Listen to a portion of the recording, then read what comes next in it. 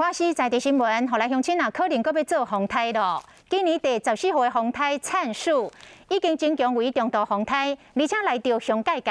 气象局的局长陈明典来提醒，讲这个风台增强的速度真紧，而且伊结构完整严实，都亲像是一个小钢炮。咱的乡亲都要谨慎来应对。气象专家彭启明嘛来讲，虽然目前世界各国对这个风台的落草的预测无真相同，但是无排除会直接冲来台湾。气象局讲，上紧明仔载暗时就会来发布到海上警报。日头真正真大，伫关阮练武的学生嘛真袂调去美日头，阁有出来散步的民众嘛拢坐伫树仔骹休困，因为高压天气真正真热。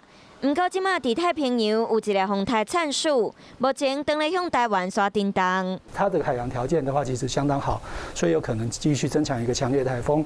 那影响台湾地区的时候，可能是一个比较强烈台风比较下线，或者是一个中度台风的一个强度。灿树风台拄好天时地利，互伊的结构变甲真完整。气象专家唔敢大意，局长陈明典讲，这是风台爆炸性的发展，灿树增强的速度真惊人，必须要谨慎面对。整个影响的时间最明显，大概是落在礼拜6到下礼拜1这段时间。预计是在明天晚上或者是后天清晨就有机会发布海上台风警报。接近的过程来讲，还是有不确定性，所以入警的时间还要再观察。虽然要需要各做观察，气象专家彭启明讲，就算目前各种模式预测的路线拢无同，以趋势看起来无排除会入来台湾。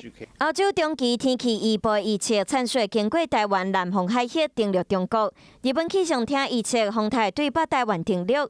美国国家环境预报中心表示，风台会对南台湾登陆，而且会穿过台湾。气象局讲，以目前预测资料，爱看4-5天了后风台的状况。即马讲要伤早，不过也是要提醒民众先做好风台准备，好天就吉，好来牛。